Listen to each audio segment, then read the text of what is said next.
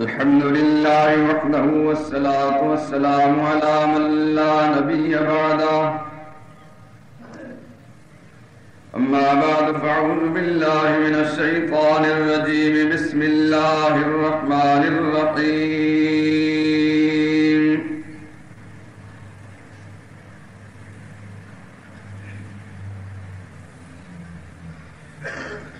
وتفقد الطير فقال ما لي لا أرى الهدهد أم كان من الغائبين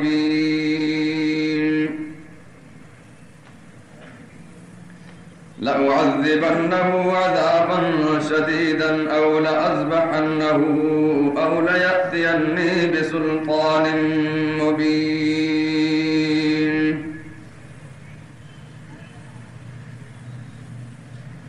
فمكث غير بعيد فقال أحطت بما لم تحط به وجئتك من سبأ بنبأ يقين إني وجدت امرأة تملكهم وأوتيت من كل شيء ولها عرش عظيم وجدتها قومها يسجدون للشمس من دون الله وزين لهم الشيطان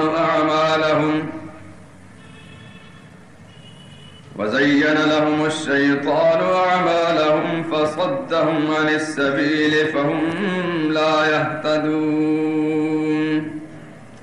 اسجدوا لله الذي يخرج الخبأ في السماوات والأرض ويعلم ما تخفون وما تعلنون الله لا إله إلا هو رب العرش العظيم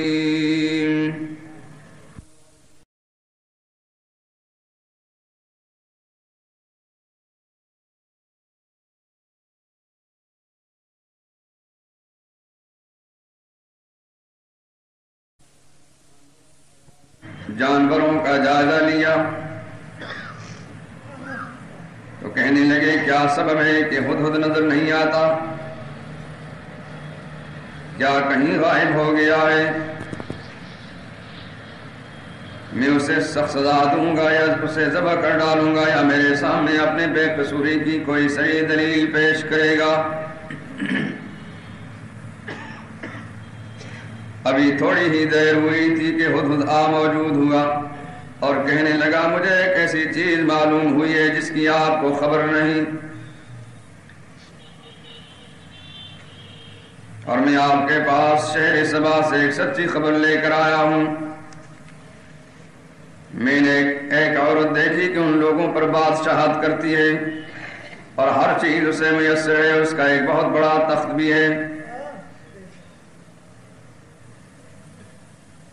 میں نے دیکھا کہ وہ اور اس کی قوم اللہ کو چھوڑ کر آفتاب کو سجدہ کرتے ہیں، اور شیطان نے ان کے اعمال انہیں آراستہ کر دکھائے اور ان کو راستے سے روک رکھا ہے، پس وہ راستے پر نہیں آئے، اور وہ نہیں سمجھتے کہ اللہ کو جو آسمانوں اور زمین میں چھپی ہوئی چیزوں کو ظاہر کرتا ہے اور تمہارے پوشیدہ اور ظاہر اعمال کو جانتا ہے، کیوں سجدہ نہ کریں؟ اللہ کے سوا کوئی سجدے اور عبادت کے لائق نہیں، وہ عرش عظیم کا مالک ہے۔ سبحان ربک رب العزت عما یصفون وسلام علی المرسلین والحمد للہ رب العالمین۔ محترم برادران عزیز، نمونے کے طور پر قرآن پاک کی یہ آیات کریمہ میں نے اس پر تلاوت کی ہے، اسی سورہ نمل میں سے جس کی آیات پچھلے جمعے میں پڑھی تھی۔ اصل میں ایک بات تو یہ عرض کرنی ہے، جیسا کہ پہلے بھی بتا چکا ہوں کہ انسانوں کے علاوہ اللہ تعالیٰ نے جتنے حیوانات پیدا فرمائے ہیں، بلکہ خدائے پاک کی ساری مخلوق، ذرہ ذرہ جو زمین اور آسمان میں ہے، انسان اور جن کو چھوڑ کر کوئی چیز ان دو قسموں کے علاوہ خدا کی مخالف نہیں اور اللہ کی نافرمان نہیں۔ قرآن پاک ہمیں اس بات کا ثبوت فراہم کرتا ہے اور بار بار شہادتیں دیتا ہے۔ اور قرآن کریم نے بعض واقعات جن کا ذکر کیا ہے ان سے یہ بات ہی معلوم ہوتی ہے کہ بعض حیوانات اس قسم کے گزرے ہیں کہ جنہیں شرک سے سخت ترین نفرت ہوئی ہے. جیسا کہ یہاں آپ دیکھ رہے ہیں ایک پرندے کا ذکر آیا ہے قرآن کریم میں جو حضرت سلیمان علیہ السلام کے زمانے میں جس طرح اللہ نے ان کو انسانوں پر سلطنت اور حکومت عطا فرمائی تھی، جنات بھی ان کے تابع تھے اور حیوانات، اڑتے جانور اور پرندے بھی. اس کا ذکر قرآن کریم میں سورہ سبا میں آتا ہے کہ ہم نے انسانوں کے علاوہ جنات کو بھی اور حیوانات کو بھی اور پرندوں کو بھی حضرت سلیمان کا تابع کر رکھا. حتیٰ کہ قرآن کریم یہ بھی بتاتا ہے کہ ہوائیں بھی حضرت سلیمان علیہ السلام کے تابع تھیں.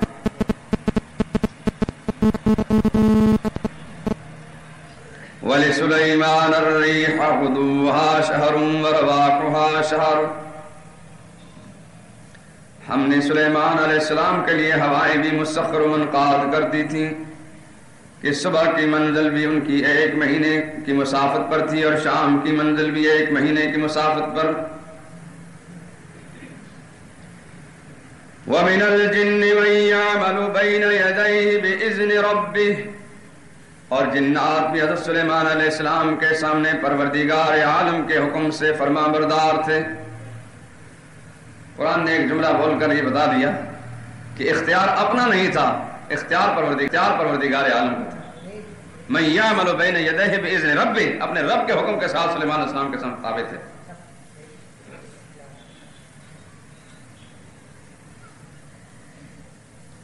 یعملون له ما یشاء من محاریب وتماثیل وجفان کالجواب وقدور الراسیات. جنات سے سلیمان علیہ السلام بڑے بڑے کام لیا کرتے تھے. من محاریب، بڑی بڑی عبادتگاہیں بنواتے تھے. وتماثیل، بڑے بڑے محلات اور قلعے تعمیر کروایا کرتے تھے. وجفان کالجواب، اور بڑے بڑے لگن جیسے تالاب ہوا کرتے ہیں. وقدور الراسیات، اور بڑی بڑی دیگیں جو زمین میں گاڑی ہوئی ہوا کرتی تھی. ایسی بڑی بڑی دیگیں کہ جن میں سیڑھیاں لگا کر اترا کرتے تھے. جیسی ان کی سلطنت تھی اسی طرح کا انتظام انہیں کرنا پڑتا تھا.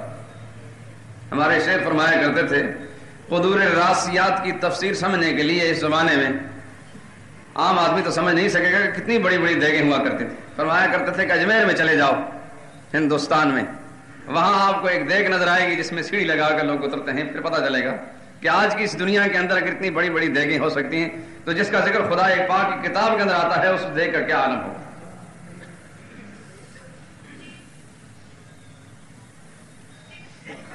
یہ حکومت تھی حضرت سلیمان علیہ السلام کی.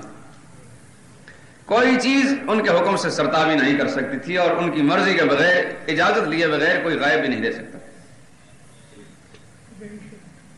اور جدھر تشریف لے جاتے تھے ہر نوع اور ہر قسم میں سے ایک خاص دستہ حضرت سلیمان کے ساتھ ساتھ چلتا تھا. پرندوں میں سے بھی، جنات میں سے بھی، ہے دوسرے حیوانات میں سے بھی.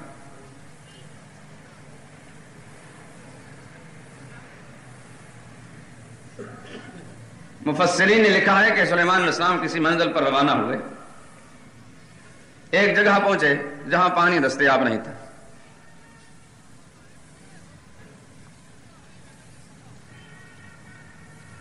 یہ تو ظاہر بات ہے، ہر آدمی سمجھتا ہے کہ زمین کو کھودا جائے پانی نکل آتا ہے، لیکن یہ معلوم نہیں ہوتا کہ کتنی مقدار میں، کتنی دور جا کر پانی دستیاب ہو سکے گا. حضرت سلیمان علیہ السلام نے فرمایا کہ ہدہد کو بلاؤ، کیونکہ اللہ کی مخلوق میں سے یہ واحد ایک ایسی جنس ہے کہ جس سے اللہ نے یہ خاصیت اور بصیرت عطا فرمائی ہے کہ زمین کے اوپر کی سطح پر سے ایسے اندازہ ہو جاتا ہے کہ پانی کتنی گہرائی کے اندر. اللہ نے اس کی غذا کا سامان بھی کچھ اس طرح بنایا ہے کہ یہ زمین کو کھودتا ہے اپنی چونچ سے اور اندر سے چھپے ہوئے کیڑے اسے معلوم ہو جاتے ہیں، ان کو نکال کر اپنی غذا کا سامان فراہم کرتا۔ انہی آیات کریمہ میں آگے ہدہد کا وہ بیان موجود ہے جس میں ملک سبا کی قوم کو شرک کے اندر اور آفتاب پرستی میں مبتلا دیکھا، تو اس وقت اس نے اپنے عقیدے کا جو اظہار کیا ہے اس کے اندر بھی اس کی طرف اشارہ ملتا ہے کہ جو خاصیت اللہ نے اسے عطا فرمائی، جو اللہ کی خاص نعمت اسے میسر ہوئی تھی، اللہ کی اسی نعمت کا وہ ذکر کرتا ہے۔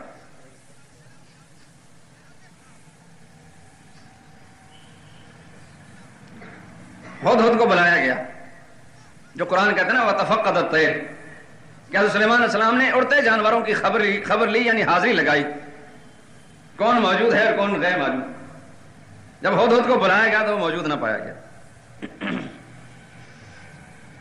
قرآن بتاتا ہے کہ حضرت سلیمان علیہ السلام نے اس وقت یہ جملے فرمائے، فَقَالَ مَا لِيَ لَا أَرَى الْهُدْهُدْ، مجھے کیا ہوا کہ میں ہدہد کو نہیں دیکھ رہا۔ یہ انداز کیوں اختیار فرمایا کہ میں نہیں دیکھ رہا، مجھے کیا ہوا؟ سب سے پہلے اپنے آپ کو مخاطب کرتے ہیں، مجھے کیا ہوا کہ ہدہد نہیں دیکھ رہا۔ اس میں اشارہ اس بات کی طرف کہ جو اللہ والے ہوا کرتے ہیں، اگر اللہ کی کسی نعمت سے ذرا بھی انہیں محرومی نظر آئے تو فوراً اپنے نفس کا محاسبہ کرتے ہیں کہ میرے اندر کوئی خامی اور نقص تو نہیں پیدا ہوا کہ جس کی وجہ سے اس نعمت سے میں محروم ہو رہا ہوں۔ صوفیاء کرام جو اولیاء اللہ گزرے ہیں ان کا طریقہ کار بھی یہی رہا کہ جب بھی کسی قسم کی کوئی مشکل درپیش ہو، ذرا سی کوئی طبیعت کے ناگوار بات نظر آئے، وہ فوراً محسوس کر جاتا ہے کہیں ہمارے اندر خامی نہیں پیدا ہوئی کہ اللہ تعالیٰ کی نعمت سے ہم معروم ہو رہے ہیں، فوراً اپنا محاسبہ شروع کر دیں۔ اس لیے حضرت سلیمان علیہ السلام نے فرمایا کہ ان تمام حیوانات کا اور جنات کا اور ساری مخلوق کا تابع اور مسخر ہونا یہ خدا کی مہربانی تھی، اس کے حکم سے سب کچھ تھا۔ اس وقت جو ایک جنس اور ایک فرد غائب ہوا ہے، معلوم ہوا میرے اندر کوئی قصور پیدا ہو گیا۔ اس وجہ سے سب سے پہلے اپنے آپ کو مخاطب کر کے فرماتے ہیں ما لی لا اری الہدہد، مجھے کیا ہوا کہ ہدہد کو نہیں دیکھ رہا۔ یہ پہلی بات ہے۔ ام کان من الغائبین، یا ہے وہ یہاں سے غیر موجود۔ دونوں باتوں سے ایک بات ہوگی، مجھے نہیں دکھائی دیتا، یہ واقعی غیر حاضر ہے، لیکن اس کے بعد فرمایا لَأُعَذِّبَنَّهُ عَذَابًا شَدِيدًا أَوْ لَأَذْبَحَنَّهُ أَوْ لَيَأْتِيَنِّي بِسُلْطَانٍ مُبِينٍ، اس کو میں اس غیر حاضری کی سخت سزا دوں گا، مجھ سے پوچھ کر کیوں غائب نہیں ہوا، یا کم از کم اس کو ذبح کر ڈالوں گا تا وقت کہ میرے پاس اپنی غیر حاضری کا کوئی معقول عذر پیش نہ کر لے۔ فَمَكَثَ غَيْرَ بَعِيدٍ فَقَالَ، زیادہ دیر نہیں گزری تھی، یہ باتیں ہوئی تھیں کہ وہ آ گیا، اور آتے ہی حضرت سلیمان علیہ السلام کے تیور دیکھ کر گھبرا گیا اور فوراً اس نے اپنی غیر حاضری کی وجوہات بیان کرنا شروع کر دی۔ فَقَالَ أَحَطتُ بِمَا لَمْ تُحِطْ بِهِ، اور ان غیر حاضری کی وجوہات بیان کرتے وقت اس نے برملا ان الفاظ کا یا اس چیز کا اظہار کیا جس کو قرآن کریم نے ہو بہو نقل کیا، اور قرآن کریم کا نقل کرنا اس بات کی دلیل ہے کہ رب العالمین کو وہ اس کا اسلوب گفتگو اتنا پسند آیا کہ اللہ نے اپنی کتاب، اس آخری کتاب کی تاریخ میں اس کے اس الفاظ کو جگہ دی ہے۔ ہزاروں برس گزر چکے ہیں، محمد رسول اللہ صلی اللہ علیہ وسلم پر وحی آنے سے پہلے بھی ہزاروں سال گزر چکے تھے اس واقعے کو، لیکن قرآن کریم نے ہو بہو اس پرندے کے، اس حیوان کے الفاظ کو نقل کیا۔ مقصد یہ ہے کہ اللہ کو وہ انداز بڑا پسند آیا کہ اس پرندے کی گفتگو سے یہ بات معلوم ہوتی ہے کہ آنے والے انسان اسے سبق سیکھیں گے۔ جہالت کا مارا ہوا انسان جو غیر اللہ کو عالم الغیب سمجھتا ہے، اللہ کی مخلوق کو غیب دان سمجھتا ہے کہ یہ سب کچھ جانتے ہیں، فرمایا ذرا ہدہد سے انسانیت سیکھ لو، سبق سیکھ لو۔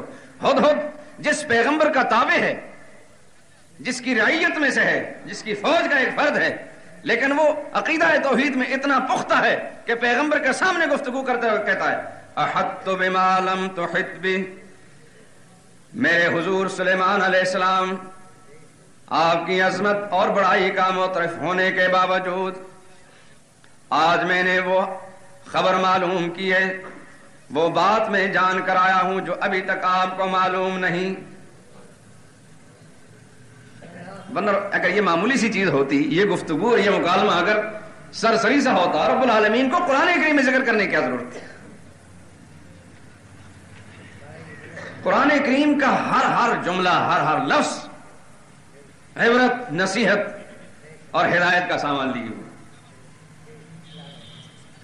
اس لیے قرآن کریم کہتا ہے افلا یتدبرون القرآن، یہ لوگ قرآن کریم میں تدبر کیوں نہیں کرتے، غور کیوں نہیں کرتے؟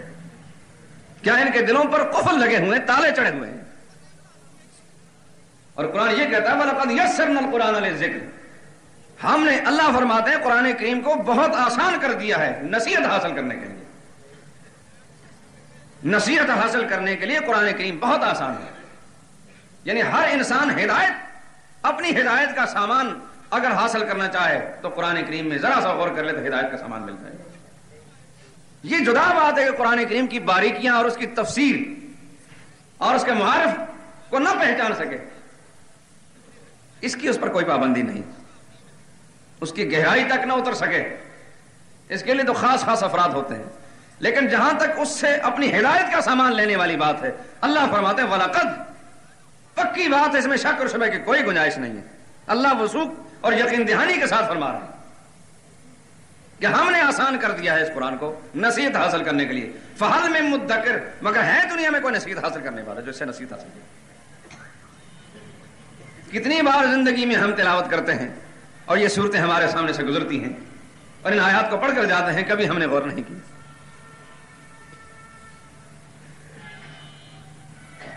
جس سورہ مبارکہ کی یہ آیات ہے، پچھلے جمعے میں بتا چکا ہوں، اس کا نام سورہ نمل ہے۔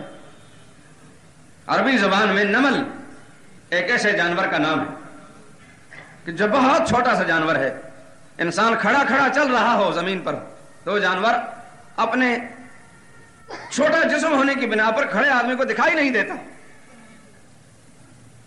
لیکن اس کا عقیدہ اتنا مضبوط ہے کہ دو ٹانگوں پر چلنے والا یہ اشرف المخلوقات کا فرد، یہ اپنی جہالت اور اپنی حماقت کی بنا پر بسا اوقات یہ شرک میں مبتلا ہو جاتا ہے، لیکن وہ چھوٹی سی حقیر جسم والی مخلوق جو ہے اس کے عقیدے میں کہیں شرک کا وجود نہیں، سوائے دو مخلوق کے، انسان اور جن۔ اگر کہیں نافرمانی کا اور معصیت کا وجود ہے تو صرف ان دو طبقوں کے اندر موجود ہے، باقی ساری مخلوق خدا پاک کی جہاں جہاں بھی ہے اللہ کی نافرمانی ہے۔ آپ یہ بھی جانتے ہیں کہ بعض حیوانات کو اللہ تعالیٰ نے ناپاک اور نجس بنایا، کتا ناپاک جانور ہے، اس طرح جنگلی بہت سے جانور ناپاک ہیں، ہاتھی ناپاک ہے، حرام بھی ہے، گیدڑ، ریچھ، شیر، لومڑی وغیرہ یہ سب ناپاک جانور ہیں، اور ایک سب سے زیادہ ناپاک جانور ہے سور، نجس العین ہے، وہ کتے سے بھی زیادہ ناپاک ہے۔ یہ سارے حیوانات ناپاک ہونے کے باوجود ان کی جو حالت ہے وہ اللہ پاک نے ایسے ہی ان کو بنایا، ان کے ناپاک ہونے میں ان کے ذاتی کردار کو کوئی دخل نہیں ہے۔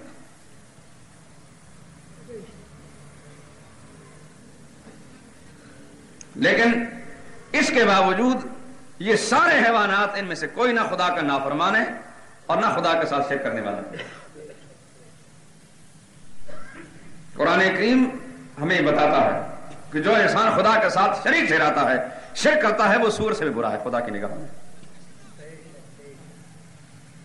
اگر یہ موحد بن جائے، خدا کے پیغمبر کی ہدایت و تعلیمات پر آ جائے، تو خدا کا فرشتے بھی اس پر رشک کرتے ہیں، فرشتوں کی سبھی بازی لے جاتا ہے۔ لیکن جب عقیدہ توحید کو چھوڑ بیٹھتا ہے تو جنگل کے سور بھی اسے نفرت کرتے ہیں۔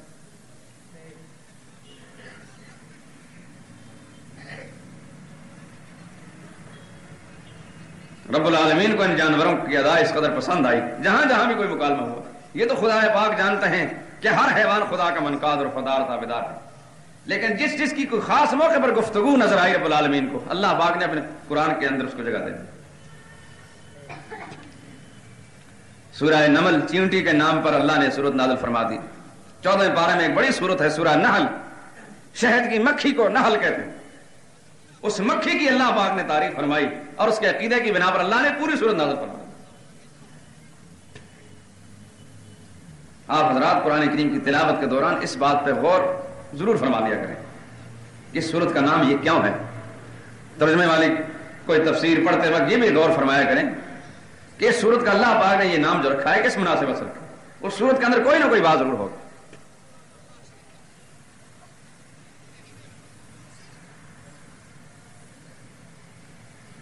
تھوڑی دیر نہیں گزری تھی کہ ہدہد آ گیا اور آ کر اس نے غیر حاضری کی وجوہات بیان کرنا شروع کی۔ سب سے پہلا جملہ یہ کہا کہ حضرت آج وہ خبر لے کر آیا ہوں جو ابھی تک آپ کو معلوم ہے۔ اس ایک جملے نے شرک کی بنیادوں پر تیشہ چلا دیا۔ اللہ کے سوا ہر زمان میں اور ہر مکان میں اور ہر حال میں ہر جگہ سے ہر چیز کو جاننے والا کوئی دوسرا نہیں ہے، چاہے وہ وقت کا عظیم شان پیغمبر کیوں نہ ہو۔ سلیمان علیہ السلام جن کی خاصیت قرآن کریم نے یہ بیان فرمائی اسی سورہ مبارکہ کے ابتدائی آیات کے اندر، دونوں باپ بیٹوں کا قرآن نے ذکر کیا۔ وَلَقَدْ آتَيْنَا وَسُلَيْمَانَ عِلْمًا، ہم نے سلیمان علیہ السلام اور داؤد علیہ السلام دونوں باپ بیٹوں کو بڑا علم عطا کیا تھا۔ اس علم کے اعتراف کے باوجود آگے جب یہ موقع آتا ہے تو اسی سورہ مبارکہ میں ایک پرندے کی زبان سے سلیمان علیہ السلام کو یوں خطاب ملتا ہے، احطت بما لم تحط به، اور پھر آگے پوری وضاحت کی کہ ملک سبا سے خبر لایا ہوں، وہاں ایک عورت حکومت کرتی ہے، اور اس کی پھر سیاسی اور مذہبی حالت بیان کرتا ہے۔ قرآن کریم میں دیکھیں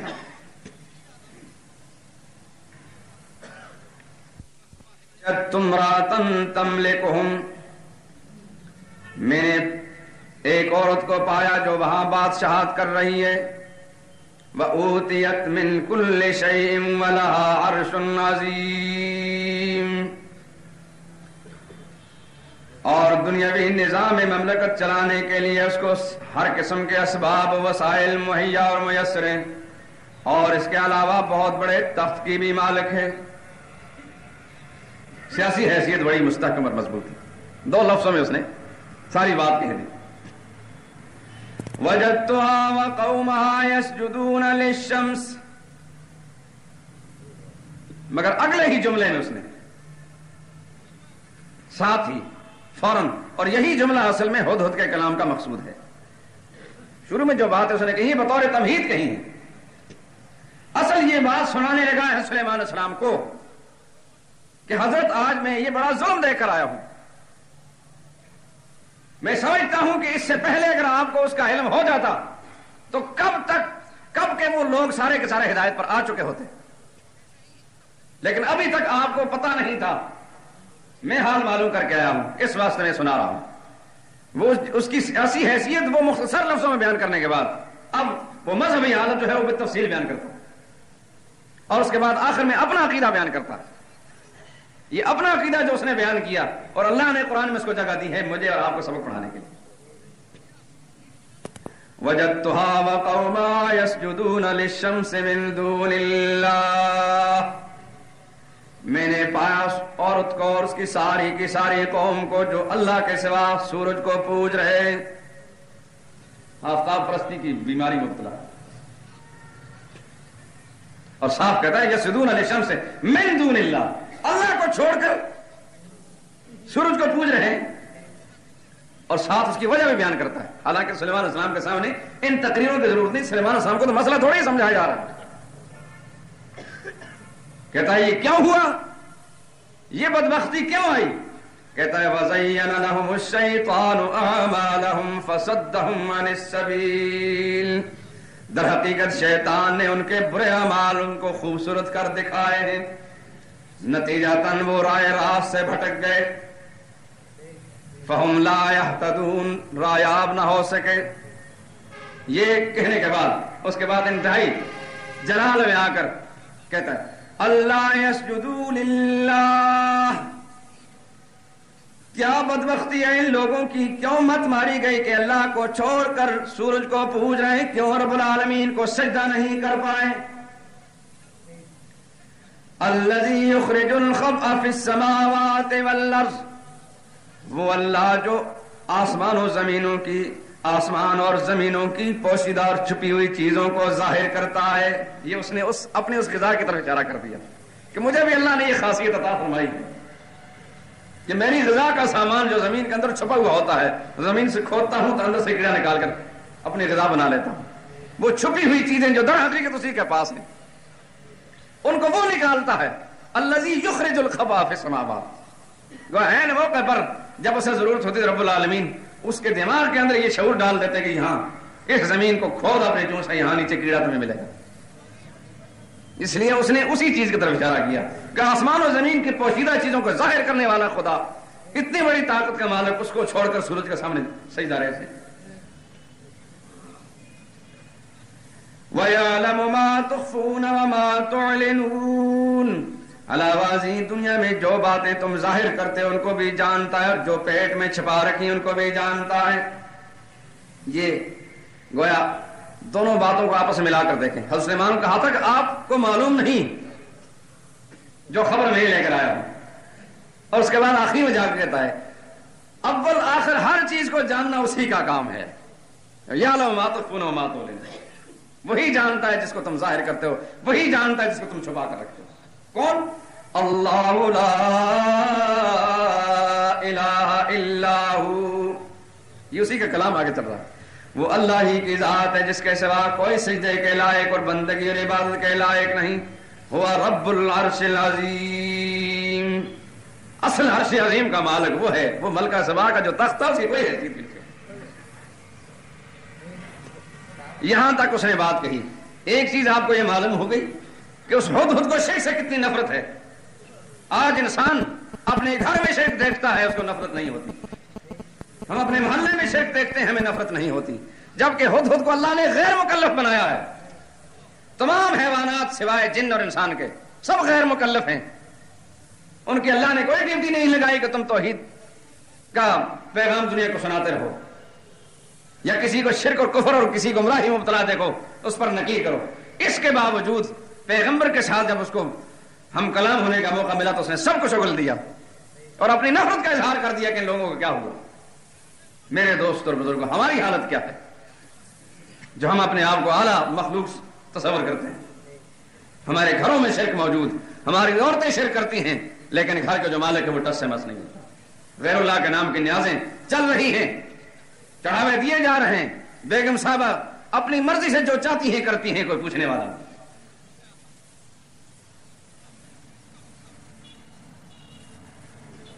اولاد شرک میں مبتلا ہے، ماں باپ شرک میں مبتلا ہے.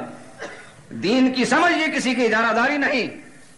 اللہ جسے چاہیں دے دیں، اور جس نے محنت کر کے حاصل کی ہے اسی کو سمجھ میں آتی ہے. ضروری نہیں کہ بوڑھا باپ 80 برس کا اس کو دین کی سمجھ ہو اور 18 برس کے نوجوان کو دین سمجھ میں نہ آئے. یہ ایک بڑی بدبختی یہ بھی ہوتی ہے کہ اگر کوئی نوجوان صالح اللہ نے اس کو کوئی ہدایت کا موقع عطا فرمایا، بات صحیح دین کے سمجھ، عزت نفس انہیں دامنگیر ہوتی ہے. کہتے ہیں ہمارا بیٹا ہمیں سمجھانے کے لیے آ گیا. ماں بھی ڈانٹتی ہے اور بڑا بھائی اور بہن بھی اور باپ بھی. کئی نوجوان جن کو اللہ رب العزت نے اپنی قدرت کاملہ اور رحمت شاملہ کے ساتھ قرآن کریم سننے کی توفیق عطا فرمائی، قرآن کریم کا درس سنتے ہیں. ظاہر ہے کہ قرآن کریم حق و باطل کا فیصلے کرنے والا ہے. حق کو حق کہتا ہے اور باطل کو باطل کہتا ہے. عقائد و نظریات اس کی بنیادیں جو ہے قرآن کریم بتاتا ہے. سن کر جاتے ہیں اور پھر جب اپنے گھر کی حالت دیکھتے ہیں تو انہیں افسوس ہوتا ہے. ظاہر ہے کہ قرآن کریم کی خاصیت ایسی ہے کہ اس کو سمجھ لے کوئی انسان تو پھر چپ ہو کر بیٹھ نہیں سکتا. جس نے قرآن کریم کو سمجھا ہے وہ چپ نہیں بیٹھ سکتا ہے. دوستو، جو چپ بیٹھا ہے سمجھو کہ قرآن کریم نہیں سمجھ میں آیا. محمد رسول اللہ صلی اللہ علیہ وسلم 40 برس تک چپ ہی بیٹھے تھے. کیوں؟ قرآن نہیں آیا تھا. اور جب قرآن آیا تو پھر ایک لمحہ کے لیے محمد رسول اللہ صلی اللہ علیہ وسلم چپ نہیں بیٹھے. کیا ہوا کیا نہیں ہوا کون نہیں جانتا دنیا میں.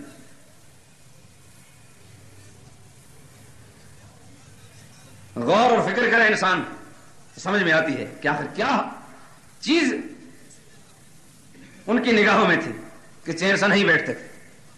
مارے کھا رہے ہیں، لہو لہان ہو رہے ہیں، گلیوں میں گھسیٹا جا رہے ہیں، آپ کو بھی آپ کے ساتھیوں کو بھی. سارے ظلم و ستم ہو رہے ہیں. مصائب و آلام کے پہاڑ توڑے جا رہے ہیں پیغمبر کے ساتھیوں پر، نہ نبی ان کو یہ کہتے ہیں کہ تم اب چپ ہی ہو جاؤ، کچھ نہ کہو. بھائی آخر محلہ داری ہے، یہی ہم نے بھی رہنا ہے، تم نے بھی رہنا ہے، کیوں مار کھاتے ہو؟ دیوانے ہو گئے، پاگل ہو گئے، خود بھی مارے کھا رہے ہیں. بیت اللہ میں محمد رسول اللہ صلی اللہ علیہ وسلم کے گلے میں رسیاں ڈال کر گھسیٹا جاتا ہے صلی اللہ علیہ وسلم. مکہ کے گلیوں میں پھر رہے ہیں، طائف کے بازاروں میں جا رہے ہیں، شہر کے تمام آوارہ اور اوباش لونڈے پیغمبر کو پتھر مار رہے ہیں اور گالیاں دے رہے ہیں. آگے آگے محمد رسول اللہ خدا کا پیغام سناتے چلے جا رہے ہیں، پیچھے پیچھے آوارہ لونڈے جو پتھر مار رہے ہیں. آج کے نام نہاد تہذیب کی نگاہوں کے اندر یہ دیوانگی ہوگی.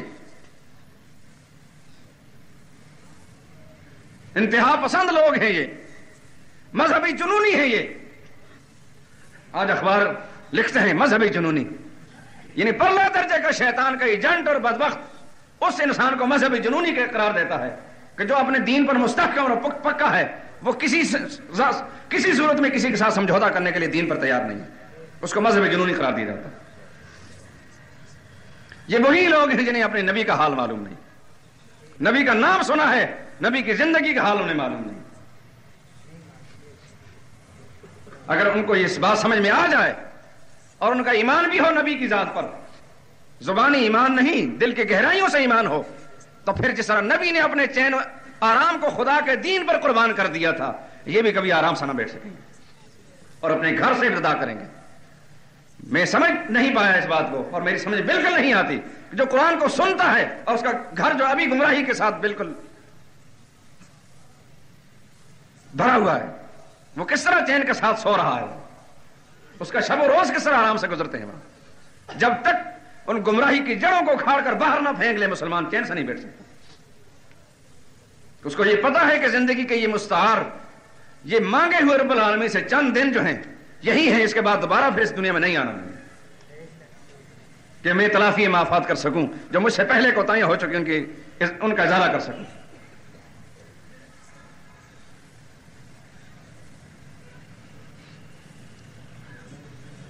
حیوان کی شرک سے نفرت دیکھیں میرے دوست، اور انسان کا حال دیکھیں شرک سے محبت کا. پاکستان سنا ہے بنایا تھا لا الہ الا اللہ کے لیے، ہم نہیں تھے اس زمانے میں. جو بزرگ لوگ ہیں وہ اس بات کی تصدیق کریں گے کہ لوگ کہا کرتے تھے اس زمانے میں. لیڈروں کے دل میں نہ ہوگا، یقیناً نہیں ہوگا، لیکن پبلک وہ یہی سمجھتی تھی. لیڈروں کے دل میں ہوتا تو یقیناً آج لا الہ الا اللہ کا کہیں عملی وجود نظر آتا. ان کو اقتدار مطلب تھا، بس یہ بات برملا ببانگ دہل ڈنکر کی چوٹ کہتا ہوں، اقتدار مطلوب تھا، بس دین مطلوب نہیں تھا. ورنہ لیاقت علی بھی یہی تھا، دولتانہ بھی یہی تھا، اور یہ سارے یہی تھے. کچھ دنیا سے چلے گئے اور کچھ موجود ہیں. ان کے وجود میں دین نہیں تھا، ان کے ذہن میں دین نہیں تھا. جب سے پاکستان بنا ہے اس وقت سے لے کر اتنا شرک ہے اس ملک کے اندر مسلمان کہلانے والوں میں، اور شرک کی آبیاری اور سرپرستی اتنی کی گئی ہے کہ اب تو حکومتیں بنتی ہی ایسے لوگوں کی ہیں. میں سمجھتا ہوں کہ اب وزارت اسی کو ملتی ہے کہ جس کو پہلے ٹٹول لیا جاتا ہے کہ یہ مشرک ہے کہ نہیں. پوری طرح قبر پرست ہے کہ نہیں، آئندہ قبر پوجنے کا دھندا جو ہے اس کو جاری و ساری رکھے گا کہ نہیں. باقاعدہ وزارتیں ہیں، ان کا کام یہی ہے، قبروں کو غسل دینا، قبروں پر چادریں چڑھانا، قبروں کا احسانات ماننا، وہاں جا کر شکریہ ادا کرنا.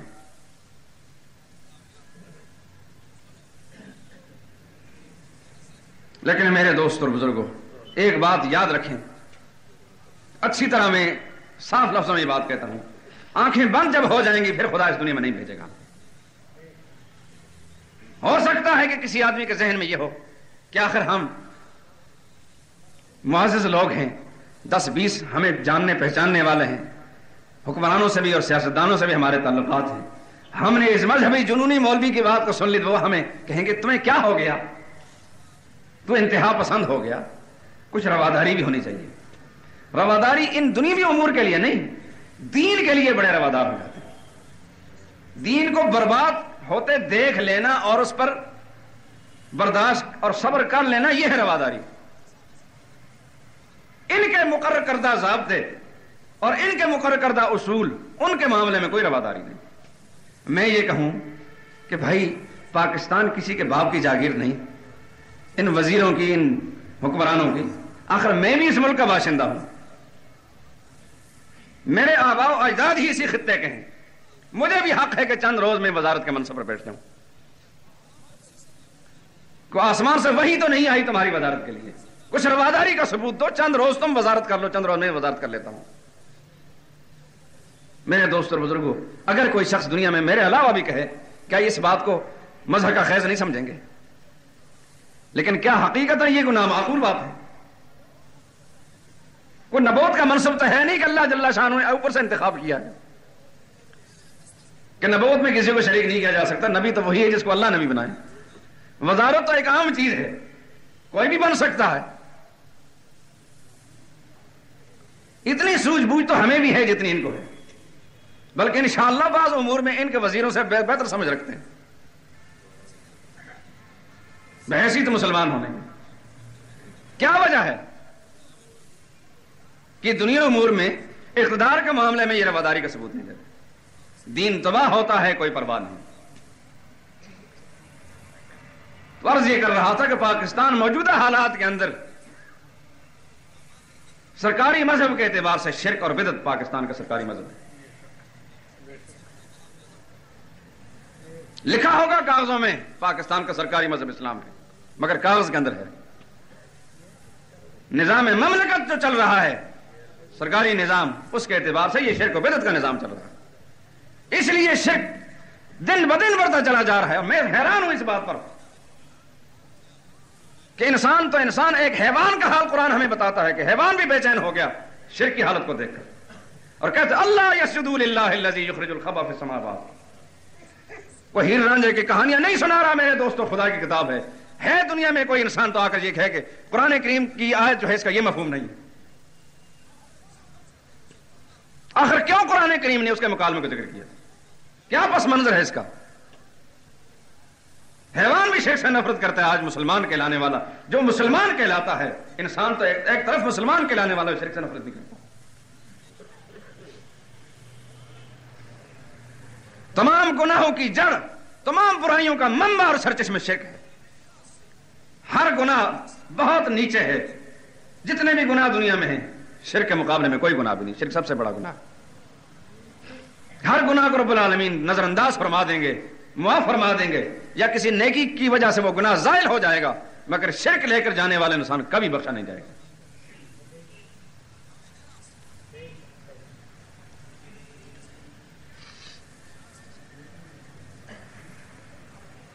قرآن کریم نے مختلف انداز سے ان اللہ لا یغفر ان یشرک بہ، یقین جانو اللہ نے ہرگز معاف نہیں کرنا، مغفرت نہیں فرمانی، ان یشرک بہ ویغفر ما دون ذلک لمن یشاء، جو رب العالمین کے ساتھ کسی کو بھی ذات میں یا صفات میں یا حقوق اور اختیارات میں شریک ٹھہرائے گا، اللہ ہرگز کو معاف نہ فرمائیں گے. إِنَّهُ مَن يُشْرِكْ بِاللَّهِ فَقَدْ حَرَّمَ اللَّهُ عَلَيْهِ الْجَنَّةَ. لوگوں کان کھول کر سنو، یقینی بات ہے کہ جس نے اللہ کے ساتھ ذرا بھی شرک کیا، اللہ نے ابد الآباد کے لیے اور ہمیشہ ہمیشہ کے لیے اس پر جنت حرام فرما دی ہے.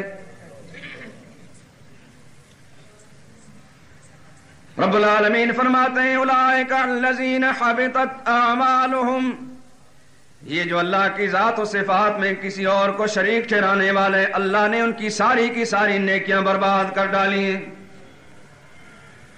کہیں اپنے طور پر وہ نیکیاں بھی کرتے رہیں، مال خرچ کرتے رہیں، رمضان کے روزے بھی رکھتے رہیں اور حج بھی کرتے رہیں، لیکن ساتھ ساتھ عقیدہ یا عمل میں شرک بھی موجود ہے. حبطت اعمالهم، رب العالمین نے سارے کے سارے اعمال برباد اور رائے گاں فرما دیے.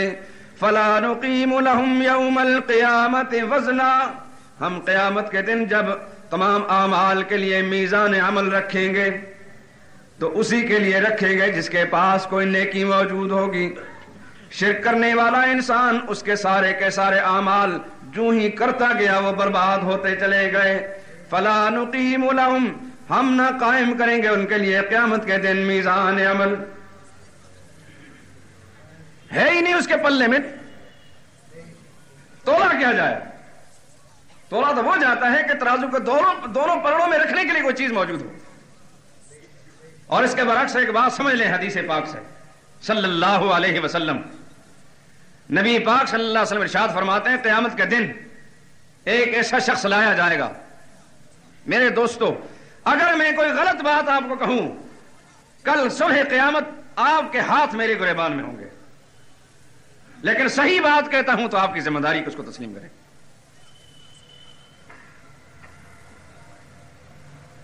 قیامت کے دن ایک ایسا شخص لایا جائے گا کہ جب اس کے اعمال دیکھے جائیں گے کہ سارے کے سارے گناہ. حدیث کا مطلب یہ ہے کہ اس کے 99 دفتر گناہوں سے بھرے ہوں گے.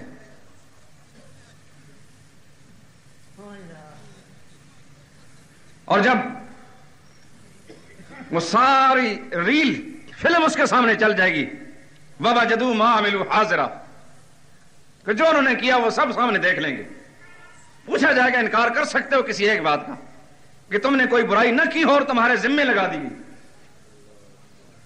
وہ کہیں گے یا اللہ میں سب تسلیم کرتا ہوں یہ سب میری بدعمالی ہے، کسی کا انکار نہیں کر سکتا. ان کو دیکھ کر یقین ہو جائے گا کہ اب میرے لیے جہنم لازم ہے. نیکی کا کہیں تصور موجود نہیں. اور فرشتے تیاری کریں گے اس کو جہنم میں گھسیٹنے کے لیے. ظاہر ہے کہ ان کے سامنے جو کچھ بھی ہوا اس کے پیش نظر انہوں نے اپنا کام کرنا ہے. اللہ فرمائیں گے ٹھہرو، ایک چیز اس کی میرے پاس موجود ہے. ملائکہ کرام تم اس کے اعمال کو لکھتے رہے، وہ جمع کرتے رہے، وہ تو سب کچھ وہاں موجود ہے. ایک باطنی کیفیت ایسی ہے جو اس کے پاس موجود تھی جس کا حال مجھے معلوم تھا، وہ میرے پاس ہے. فَتُخْرَجْ لَهُ بُطَاقَةٌ حدیث کے الفاظ ہیں کہ ایک پرزہ نکالا جائے گا جس سے کاغذ کا ایک ٹکڑا ہوتا ہے. یہ تو خدا ہی کو معلوم ہے کہ اس ٹکڑے کی کیا حقیقت ہے. ہمیں سمجھانے کے لیے اس کا نام لے لیا گیا، اصل صورت حال اللہ ہی کو معلوم ہے. کیسا پرزہ ہوگا، کیسا ٹکڑا ہوگا، اور اس پر کیا لکھا ہوگا؟ اس پر لکھا ہوگا کہ یہ شخص تھا تو بد اعمال مگر خدا کی توحید کے عقیدے پر یہ کاربند تھا. یعنی لا الہ الا اللہ محمد رسول اللہ صلی اللہ علیہ وسلم لکھا ہوگا. اس کا یہ زبان سے بھی قول بھی یہ تھا، یعنی بول بھی اس کے یہ تھے اور اندر باطنی کیفیت بھی یہ تھی. اللہ کے سوا کسی کو نافذار نہیں سمجھتا تھا. اللہ فرمائیں گے اب اس کو بھی ترازو کے ایک پڑنے میں رکھ کر تولو، اور دوسری طرف سے وہ بدعمالیاں 99 دفتر جو رکھ لو.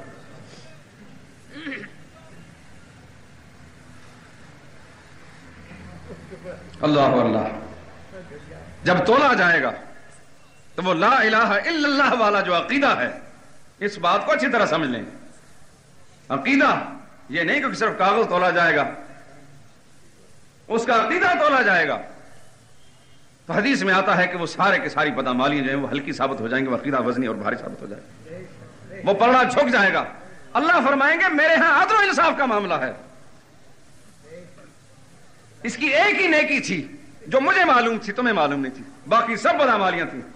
لیکن بہرحال وہ نیکی اتنی وزنی اور بھاری تھی کہ جس کی بنا پر اس کے مقابلے میں وہ حیث نظر آئے، اس واسطے لے جائے اس کو جنت کے اندر. یہ عقیدہ ہے توحید کی اتنی بڑی برکت ہے. اور یہ بھی سن لیں بہت سے لوگوں کے ذہن میں یہ بات ہوتی ہے کہ جناب محمد رسول اللہ صلی اللہ علیہ وسلم شفاعت فرمائیں گے. یہ بالکل درست ہے کہ رسول اللہ صلی اللہ علیہ وسلم شفاعت فرمائیں گے، اس میں کوئی شک و شبہ کی بات نہیں. شفاعت کبریٰ کے مقام پر محمد رسول اللہ کھڑے ہوں گے صلی اللہ علیہ وسلم. مگر اس بات کو بھی اچھی طرح ذہن نشین فرما لیں، کان کھول کر سن لیں اور دل و دماغ میں ہمیشہ کے لیے بٹھا لیں اور دائیں بائیں پھیل کر سنا دیں لوگوں کو کہ شفاعت کے معاملے میں جو تمہیں غلط فہمی ہے اس کو دور کر لو. حضور اقدس صلی اللہ علیہ وسلم فرماتے ہیں میرے پاس خدا کے فرشتے آئے اور انہوں نے آ کر اللہ کا پیغام سنایا. رب العالمین فرماتے ہیں اے محمد صلی اللہ علیہ وسلم، دو باتوں میں سے ایک بات کا اختیار آپ کو دیا جاتا ہے، ایک کو قبول کر لیں آپ. دونوں نہیں دی جائیں گی، صرف ایک دی جائے گی. یا تو آپ کی نصف امت بلا حساب و کتاب جنت میں چلی جائے، یہ قبول کر لیں، اور یا یہ کہ آپ شفاعت کا حق لے لیں، پھر جس جس کے حق میں شفاعت قبول ہوگی وہی جائے گی، پھر بغیر حساب و کتاب کا معاملہ نہیں ہوگا، شفاعت کے ساتھ ہوگا معاملہ۔ دونوں باتوں میں سے ایک بات کا آپ کو اختیار دیا جاتا ہے۔ رسول اللہ صلی اللہ علیہ وسلم فرماتے ہیں میں نے ان دونوں باتوں میں سے پہلی بات رد کر دی، یعنی مجھے نصف امت کا بغیر حساب کتاب کے جنت میں جانا منظور نہیں، میں نے شفاعت کا حق لے لیا۔ لیکن اس کے بعد ایک جملہ فرمایا، وہ بات سنانا مقصود ہے، شفاعت کا حق میں نے لے لیا، میری شفاعت میری امت کے ہر اس انسان کو نصیب ہوگی، وَهِيَ نَائِلَةٌ مِّنْ أُمَّتِي مَن مَّاتَ لَا يُشْرِكُ بِاللَّهِ شَيْئًا، میری شفاعت ہر اس شخص کو نصیب ہوگی کہ جو اس حال میں مرے اور گناہ تو اس کے پاس ہوں لیکن شرک والا گناہ لے کر نہیں جائے گا، میں اس کو ضرور اس کی سفارش کروں گا۔ اس واسطے میرے دوستوں بزرگوں، نجات کے آخری فیصلے جو ہیں اس واحد انسان کے لیے ہوں گے، مشرک انسان کے لیے نجات کی کوئی شکل بھی نہیں، مشرک نبی کا باپ ہوگا اس کی بھی نجات نہیں ہوگی۔ قرآن کریم بتاتا ہے آپ کو، کوئی کہانیاں نہیں ہے کسی ڈائجسٹ سے، قرآن کہتا ہے ابراہیم علیہ الصلوۃ والسلام اپنے والد کے لیے دعائے مغفرت مانگتے رہے، اور اس وقت تک مانگتے رہے جب تک اللہ نے منع نہیں فرمایا، اور جب تک انہیں یہ امید تھی کہ شاید یہ ہدایت پر آ جائے۔ فلما تبین له انه عدو للہ، جب ابراہیم علیہ السلام پر یہ بات واضح ہو گئی کہ وہ تو خدا کا دشمن ہے اور دشمن رہے گا، مشرک ہے اور مشرک رہے گا، تبرأ منہ، ابراہیم علیہ السلام نے ان سے بیزاری کا اور برات کا اعلان کر دیا۔ اتنی قریب رشتہ داری بھی پیغمبر کے ساتھ مفید ثابت نہ ہو سکے گی بغیر ایمان کے اور بغیر عقیدہ توحید کے۔ تو پھر دوستوں اور بزرگوں، اس بات کو پہلے ہی مان لینا چاہیے، بعد میں جو پچھتانا پڑے شروع میں تسلیم کر لینا چاہیے کہ اپنے عقیدے کی فکر کرے انسان، اپنی اولاد کے عقیدے کی فکر کرے۔ ہر گھر والا اگر اپنے گھر کے اندر اصلاح کرنا شروع کر دے گا، سارے معاشرے میں اصلاح پیدا ہو جائے گی۔ اصلاح معاشرے کے لیے کمیٹیاں بنتی ہیں، سب کچھ ہوتا ہے، اپنے گھر کا حال انہیں معلوم نہیں ہوتا، اصلاح معاشرہ تو وہ کرے گا جس اپنی اصلاح ہوئی ہوگی۔ ظاہری طور پر اصلاح کی کوئی حقیقت بھی نہیں دوستو، ایک آدمی جو ہے اندر بیماریوں کا ایک مجسمہ ہے، طرح طرح کی بیماریاں ہیں، اوپر سے خوبصورت لباس اس کو پہنا دو اور حسین و جمیل عورت ہے، اس کو زیور بھی پہنا دو سونے اور چاندی کے، لیکن اندر کینسر کی بیماری موجود ہے۔ دوستوں بزرگوں، ظاہری لباسوں میں لپیٹنے سے اور خوشبو لگانے سے اس کے اندر کی بیماری دور نہیں ہو جائے گی، اوپر سے کتنی خوبصورتی آپ پیدا کر لیں، کمیٹیاں بنا لیں، سڑکیں صاف کر لیں، سب کچھ ہو جائے، خدا کی قسم عقیدہ ٹھیک نہیں ہوگا، یہ سارے کے سارے جہنم کے اندر ہوں گے۔ اللہ سے توفیق مانگے کہ رب العالمین ہمیں عقیدہ توحید پر مستقیم فرمائے۔